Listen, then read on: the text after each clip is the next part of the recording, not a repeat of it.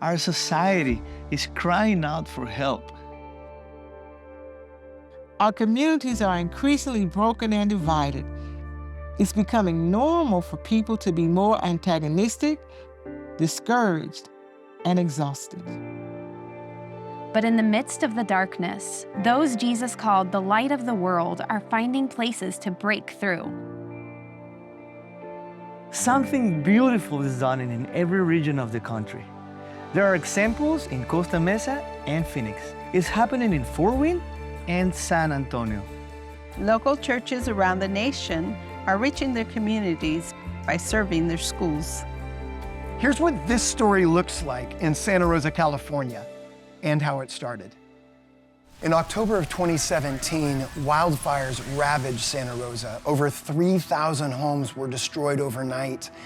Every school was closed. Our community was reeling. This was an opportunity for our congregations to step up.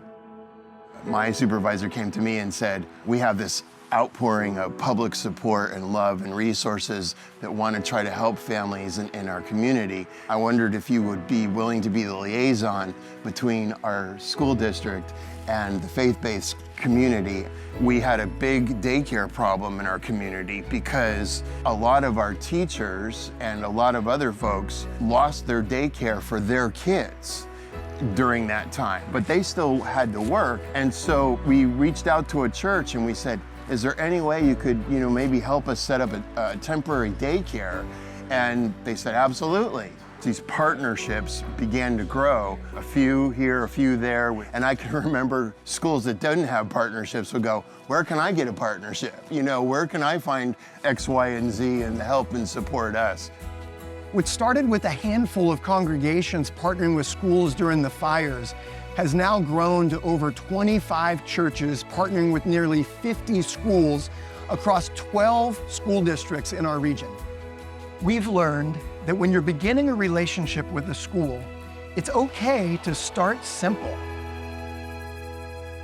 Well, our relationship with the school began very simply, and that is by dropping off donuts on the first day of school. One day I got a call that there was a homeless family that the child, he only had the clothes on his back. And so one of the ladies went out shopping, brought clothes and shoes, and that same scenario has been repeated through the years many times. For a long time, churches asked, how can we meet the biggest need? But the more important question is, how can we be a better neighbor? Healthy church-school partnerships are the result of a church being a consistent on-campus presence. We wanted to be more involved in our community, and specifically through the school system. We started just taking donuts to our closest school and spending time in the office there 15 minutes a week just to get to know the staff and let them get to know us. I was principal of Helen Lehman, and during that time we noticed we had a lot of behavioral issues, especially with our boys. So in walked Pastor Mike with goodies for our staff and asked how he could help our school. He began to come at recess and play basketball with our students. We noticed that the boys would gravitate towards him and play basketball, joke with him, and he became a role model for them. He never told us to come to his church. He never put out posters. He just wanted to help us. What's essential is the commitment to move at the speed of trust. It had not been getting any traction, and somebody talked about the way to reach a school is to go through the secretary and instead of the principal. And I approached the secretary with a box of donuts, and then that opened the door to meet with the principal. And we sat down and started talking. How can the church serve the school? Came up with this idea of a garden, knowing that we had gardeners, presented the idea to them, put them in contact with her, and then they just took it from there. Well, I am a retired teacher, and if you're really a teacher, you love kids, and you love what you do, and you love teaching. Because we were going into a public school, we knew we couldn't evangelize. So we wanted to show our Christian values like sharing and caring and forgiveness. Helping schools doesn't take huge budgets. It doesn't take mega-sized congregations. What we need is someone with a heart for the next generation.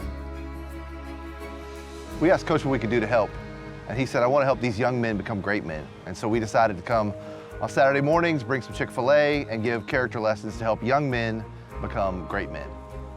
God, I pray that as this year goes along, that these young men would continue to grow into great men, that they'd become the kind of men who lead their families and their friends.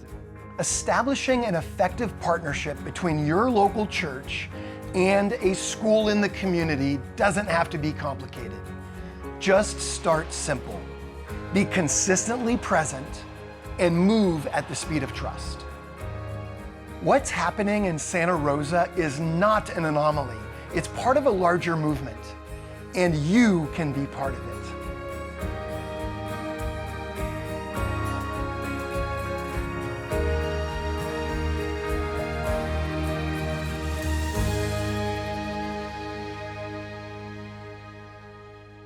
Marker? So this is a crazy world that we're living in, and we need our entire communities to come together to help support schools. Whether that be church organizations or volunteer organizations, we have to do the work together. If you're a pastor who's thinking you want to get involved in your community, don't think that you're the one who has to do it all. Make sure you're thinking about people in your congregation who can engage the community. It's not all on your shoulders. And I think the other thing from the district point of view that was amazing was that love was demonstrated without an agenda.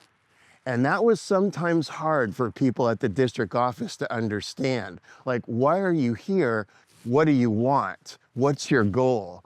And we would say, we have no want. We just want to love. We just want to help. We want to serve.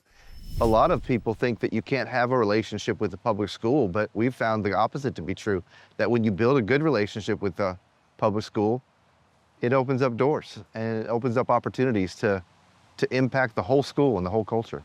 So don't be afraid of coaches and teachers and principals. This is very doable. I just presented the need to the congregation, people stepped up and volunteered, and it has been very encouraging and exciting. An elementary school is a gathering place of the families of our community. And maybe it's not about trying to do some huge thing. Maybe it's about being consistently present to meet the little needs, like the basketball hoop that needs a net.